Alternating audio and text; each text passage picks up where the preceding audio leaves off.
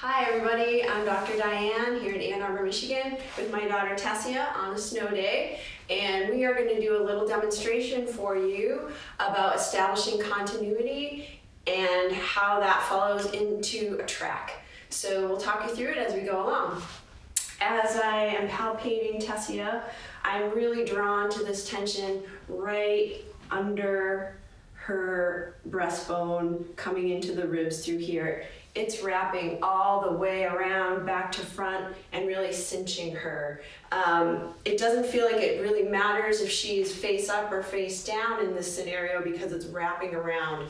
If you've only had BGI-1, that's all you need to know. You can feel that. If you've had BGI-2, that's the language that wrapping around is a sagittal disconnection. So what we're going to do is establish continuity in the seated position here.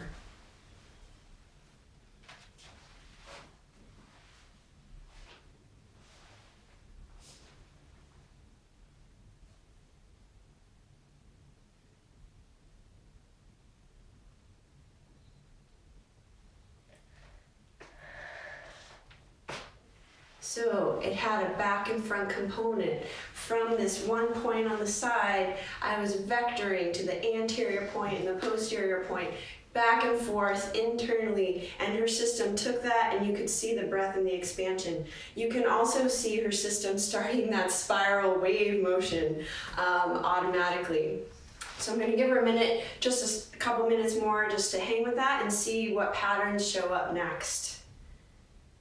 I'm starting to feel more presence and possibilities in the front of her body. I'm going to have you lie on your back.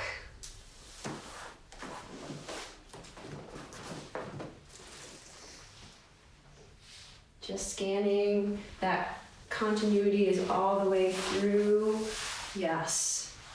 When I am tracking down her legs, I notice significantly more tension down this leg. So I'm just gonna follow that up.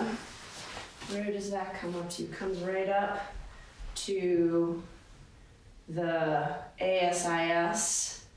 Kind of switches over to this side here. Switches over, stays on this side, just following the track.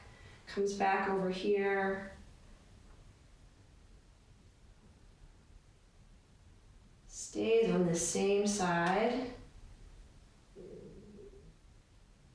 and stays up on this side. So what we've found here is a unilateral track in the front of the body. It is rotating through her system, up through the side of the right side of her face and shoulder, coming down to the rib cage and then back over down that whole leg. So what I want to show you is how to know when you have to go through each of these focal points compared to, can you do this pattern? Can you help her system see this entire pattern from one point and release the whole thing from one point? So I'm just going to pose that question. Is there one focal point that we can release this entire track from?